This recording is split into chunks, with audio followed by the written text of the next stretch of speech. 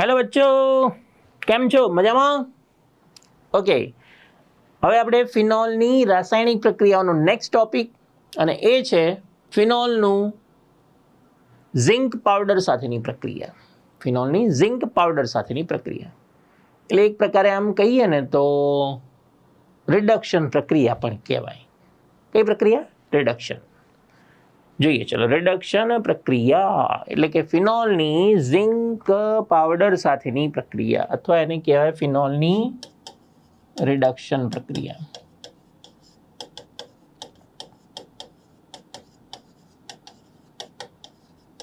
ફિનોલની reduction પ્રક્રિયા એટલે બીજું આ નામ પણ છે, યાદ રાખીશું આપણે. ઓકે,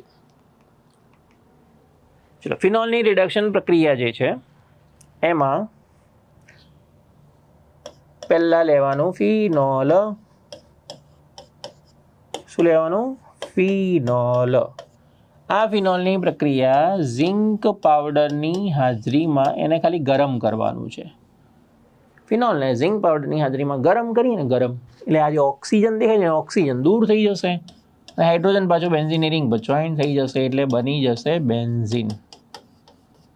અને બીજું બનશે ZNO, ઝિંક ઓક્સાઇડ બનશે. શું બનશે? Zinc oxide. તો ફિનોલની ઝિંક પાવડરની રિડક્શનની જે પ્રક્રિયા છે એમાં આટલું જ યાદ રાખવાનું છે, ફિનોલની ઝિંક પાવડર સાથે પ્રક્રિયા કરે એટલે ઓક્સિજન દૂર થાય ફિનોલમાંથી અને આપણને મળશે નીપજ બેન્ઝીન. બરાબર છે? ક્લિયર? ઓકે, આમાં બીજું કંઈ ખાસ છે નહીં. ઓકે, એના પછી બીજી પ્રક્રિયા આપણે જે શીખવાની છે એ પ્રક્રિયા ખૂબ જ અગત્યની છે, ફિનોલનું ઓક્સિડેશન.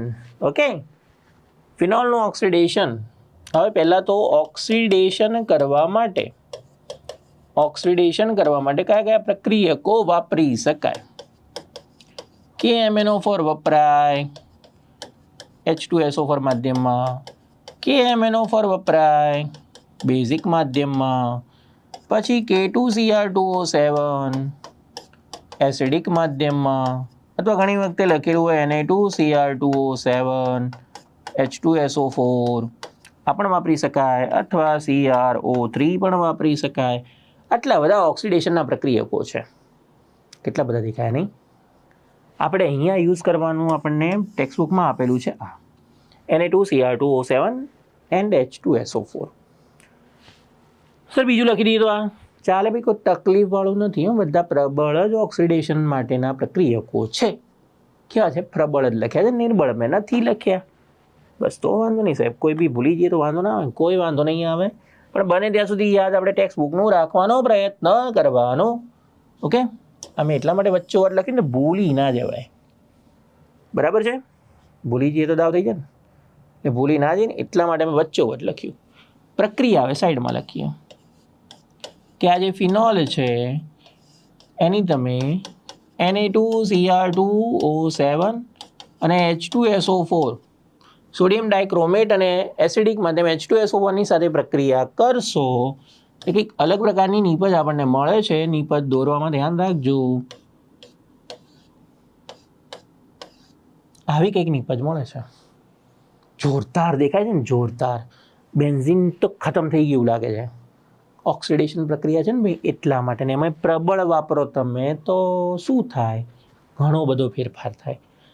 આના બે નામ યાદ રાખવાના છે. એક નામ છે 1,4-બેન્ઝોક્વિનોન. બેન્ઝીન છે ને તો એ પાછું બેન્ઝીન તો લખાય જ છે, 1,4-બેન્ઝોક્વિનોન.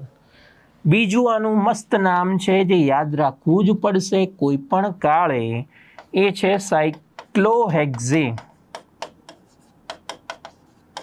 શું છે? સાયક્લોહેક્ઝા. હવે નંબરિંગ ક્યાંથી સ્ટાર્ટ કરવા? મહત્વનો મુદ્દો, નંબરિંગ ક્યાંથી સ્ટાર્ટ કરવા?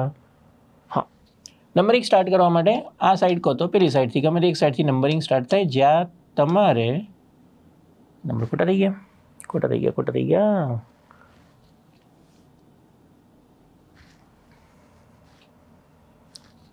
અહીંયા 5 નંબર અને અહીંયા 6 નંબર. એનો મતલબ કે 2 અને 5 ઉપર તમને દ્વિબંધ દેખાય છે રિંગમાં, જે સાયક્લોહેક્ઝેનની રિંગ છે. ઓકે, એટલે સાયક્લોહેક્ઝા 2,4 ડાઇન બીજું 2,4 ડાયન તો ખબર પડી ગઈ. હવે સાયક્લોહેક્ઝા 2,4 ડાયન અને 1 અને 4 પર શું પ્રેઝન્ટ છે? કીટોન, એટલે એને કહેવાય ડાયોન. સાયક્લોહેક્ઝા 1,2,5 ડાયન 1,4 ડાયોન, અથવા એનું બીજું નામ છે 1,4 બેન્ઝોક્વિનોન. 1,4 બેન્ઝોક્વિનોન. 1,4 ના લખેલું એકલું બેન્ઝોક્વિનોન લખેલું હોય તો આ બંધારણ તો આ જ થશે, નહીં બદલાય.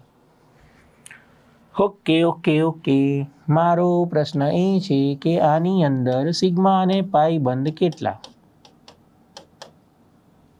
મારો પ્રશ્ન આ છે કે આ જે આપણે બનાવ્યું ફિનોલનું ઓક્સિડેશન કરીને બનાવ્યું એમાં સિગ્મા અને પાઈ બંધ કેટલા?